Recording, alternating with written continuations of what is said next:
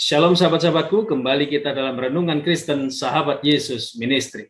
Renungan kita pada hari ini berjudul Kehidupan Kristen Sejati yang Sesungguhnya.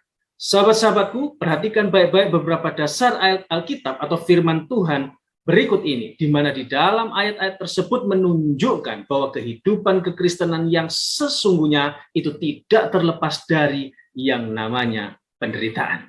Kita baca satu persatu ayat-ayatnya, mulai dari 2 Timotius 2 ayat yang ketiga sampai dengan ke-6 dan yang ke-9.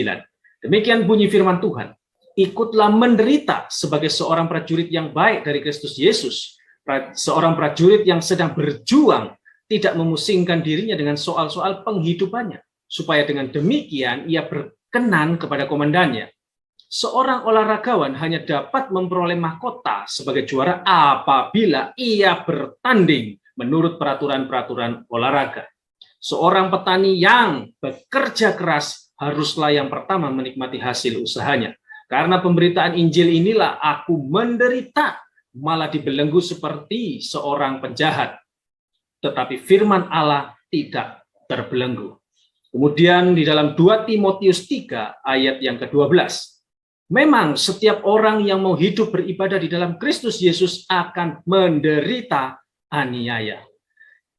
Lagi di dalam 2 Tesalonika 1 ayat yang kelima, firman Tuhan berkata, suatu bukti tentang adilnya penghakiman Allah yang menyatakan bahwa kamu layak menjadi warga kerajaan Allah, kamu yang sekarang menderita karena kerajaan itu.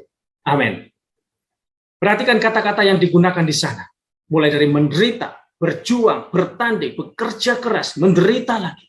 Di mana hal-hal ini menunjukkan suatu ketidakmudahan, sesuatu yang penuh dengan tantangan, halangan, dan rintangan.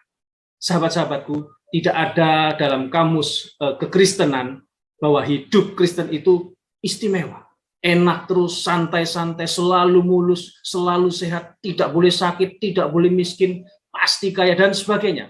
Dan kalau sampai ada orang percaya yang sakit atau miskin, itu pasti terkena kutuk. Wow! Kutuk dari mana? Bukankah Kristus itu sudah menebus kita, orang percaya, dari semua kutuk? Dalam Galatia 3 ayat 13. Lalu kalian anggap apa semua pengorbanan Kristus selama ini?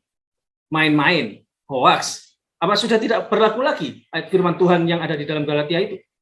Sahabat-sahabatku, semua itu adalah ajaran tidak benar, bahkan bertentangan sekali dengan firman Tuhan. Karena firman Tuhan berkata sebaliknya. Hidup kekristenan itu penuh dengan perjuangan, penuh dengan penderitaan. Ya, orang percaya atau Kristen sejati itu hidup menderita. Tapi menderita hanya di kehidupan saat ini saja. Jangan takut akan penderitaan yang harus kita terima saat ini.